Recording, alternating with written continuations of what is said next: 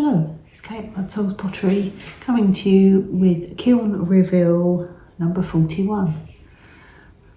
This is the Earthenware kiln load.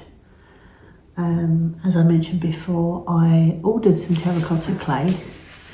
I'm pretty sure I ordered high fire and they sent me low fire, and I didn't realise until, I don't know, a couple of weeks later when I undid the parcel, so it was too late to send it back. And yeah, it wouldn't have been worth it anyway, so I thought, oh well, I'll just go with it and give it a try.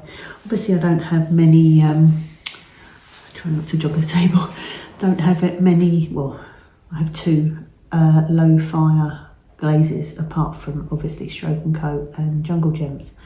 So yeah, I was a bit limited what I could put on, but yeah, made the best of it, and I'll just show you what we ended up with. Interesting experiment. I mean, I've still got some of the clay left. Maybe I'll just make some plant pots with it. I don't know what I'm going to do. But anyway, I'll show you the results and you can perhaps give me some ideas. That would be great. Right, I'm going to go through the list in my book. I think might be easiest. So first of all, we have these two little I said they look like iced donuts when I made them, and they still do. So this one, obviously it's all the same clay. As I say, it's I'm pretty sure it's Vitraclay, just terracotta. The firing range is, glaze firing range is 1060 to 1160, and I fired to 1095. I wasn't sure really what to do. Yeah, and things have come out okay as far as I can tell.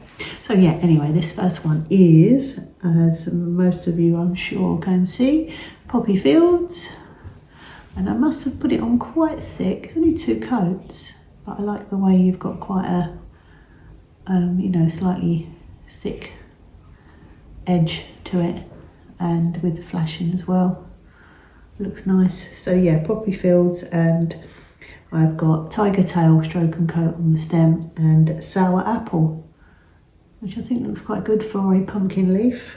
Obviously 2 Stroke and Coats. And yeah, I put a little base on them just because of using Jungle Gems. I wasn't sure whether I would get a drippy mess. I mean, I realise it's lower fire, but yeah, didn't want to take any chances. So yeah, that's the first one, Donut Pumpkin. And this is the second one, which is the same on the stem and leaf.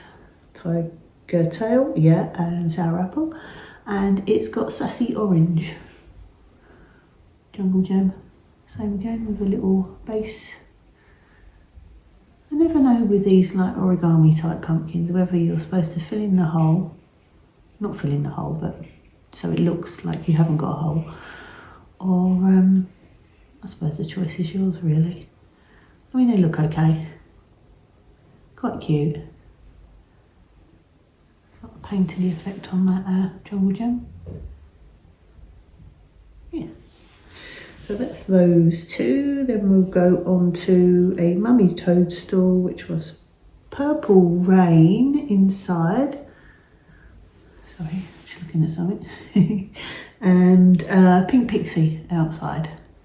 I decided to just test out the Jungle Gems, to be honest, rather than just doing white or like I say, I've only got Stroke and Coats or Jungle Gems basically. So yeah, quite cute. So it quite went with the colour of the clay, the purple. Oh, sweet. So that's that one. Oh, and I haven't actually got it written on the pumpkins that I put Underglaze, white Underglaze underneath the Jungle Gems. So maybe I didn't on the pumpkins, but I did on the other pieces. So yeah, that's got, and it's Fundamentals, Mayco Fundamentals China White Underglaze. Just 1 coat according to my notes, and then 2 coats of each of the Jungle Gems. Yeah. Next one is another mummy vase. So same again, I put China White Underglaze, and then guess that Jungle Gem. Inside is Coral Puff, all times 2. Maybe I could have done 3. And outside is Poppy Fields. Yeah. Right, next we have 3 little mushrooms. So I won't say it, but yeah, Underglaze again, same Underglaze, and Poppy Fields again. And I put it underneath as well on these. Yeah, cute. And we're here. And next one is Coral Puff again.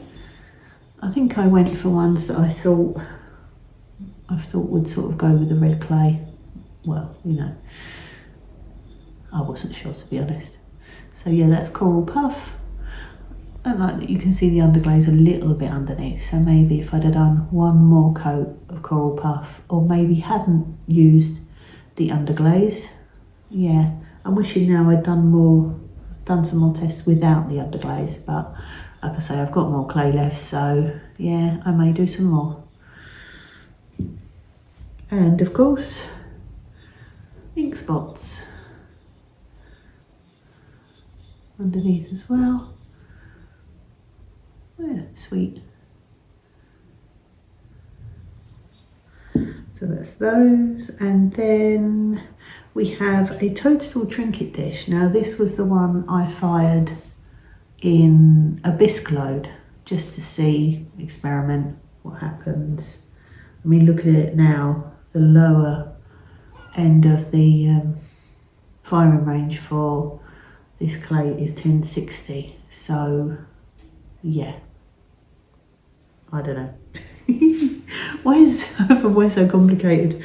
I know where I am with stoneware. But anyway, this one had, this is one I got, I think, by mistake. So it's Crackle Green Tea. I put that on and it just all went down to the middle, which it has sort of done again, but I put Mardi Gras over the top. And it looks a bit better. You can actually still see some of the crackle in the middle. And I put ink spots again outside. I think that could have done with another coat. So yeah, interesting effect. We're here. And sorry, I've got an itchy nose. That's a surprise, isn't it? We'll see. And this one, I put Starry Night inside. Same again with Underglaze underneath, which, yeah, I really wish I hadn't have done, but yeah. And Go Iris on the gills. Cute. I did refire, I don't think I've got him in my book, this little gnome, because I just did black stroke and coat around the sort of trim on his cloak. I didn't like it. So I thought, right, I'll put some ink spots on. So he looks like he's got a furry collar to his cloak. And yeah, he looks a lot better. Cute. And that's Coral Puff again. Coral Puff's quite interesting really, because you get the green spots coming out. Right, now I did 2, oh yeah, I'm going out of order, but it doesn't matter.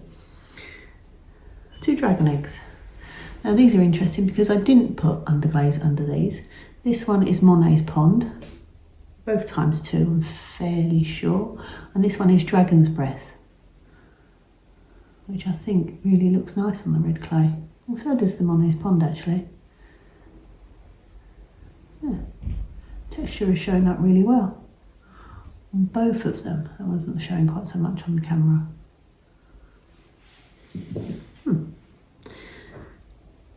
Right, I'll show you briefly my, I did 2 sets of runes. I mean, I did a little test and then I just went ahead and just put tuxedo stroke and coat in the actual symbols with, you know, a little bottle with a applicator top.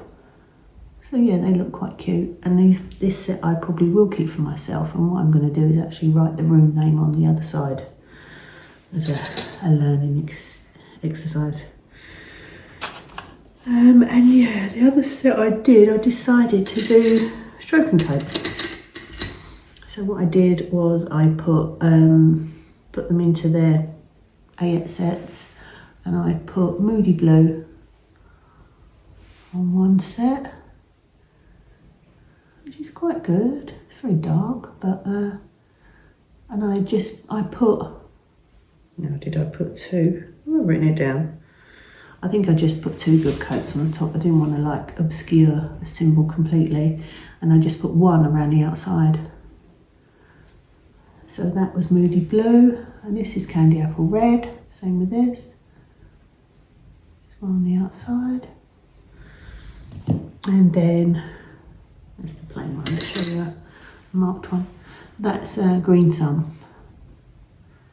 There we go. Yeah, I think they came out quite well. Bold primary colours. So yeah, and then which one do I show first? The biggest things, my wall altars. Altars? Yeah, they're just for a little tea lighting, to be honest. And I was hoping using Starry Night inside that they would give a nice sort of night, obviously night sky glow. So I shall put them up in my bedroom and take a picture when they're actually alight. Now I do really wish I hadn't put the underglaze on these, but it's done now. Yeah, and they actually stayed quite straight. I didn't know whether to fire them that way or upright, and I went for upright in the end. So we've obviously got two of those. We'll put one on each side of the bed. Oops, sorry for the wobble. Yeah.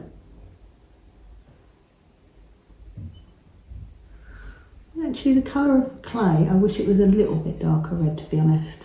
Maybe if I fired it a bit higher, it might have. That's another test, I suppose, see if it goes a bit darker. I shall look at the pictures on hot clay and see how their tester pieces came out. Right, so that's those. Sorry if I wobbled again. And then my pumpkin soup bowl. Now I coiled this cup, and I'm quite amazed at how round it is and how round it has actually stayed in glaze fire. So yeah, he's quite cute, isn't he? Well, he's cute sometimes, but then he can be a bit evil.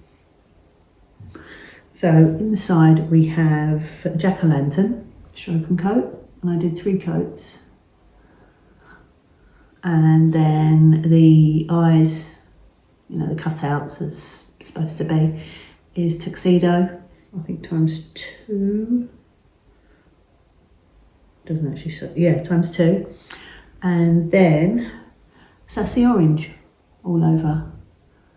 You can actually see, and I put underglaze underneath, and I won't say it again, but you can see the brush marks a little bit, but then it looks quite pumpkin-like, so we won't worry about that. And on the handle, I didn't write it down, but I put, oh my goodness. No, I'll put it on the screen I'll look it up. I just wanted it to look sort of, you know, a dying stem colour. But yeah, he's fun. I shall enjoy a nice bowl of soup out of him, and I might have a go at making some more. I really enjoyed coiling it actually. And obviously it's easier when you've got an extruder. So yeah, cute. And I think he's my Kiln favourite, obviously. So yeah, that's everything. Adventures in Low Fire, part 1. I don't really know what else to say. Any tips, please share. Let me know your Kiln favourite, and next load we'll be back to stoneware. So Kiln's on again with some more bisque, and then I've got to get glazing some pieces I was making this morning. And as I've said before, I do prefer making to glazing. But you can't just make all the time, because then you'd end up with full shelves and no pieces to show. But anyway, I'll leave you now. Please, a bit of a different one, but please like if you do. And excuse me, it's still got an itchy nose. Subscribe if you don't already. Thanks if you do. And I will see you again soon. Bye for now.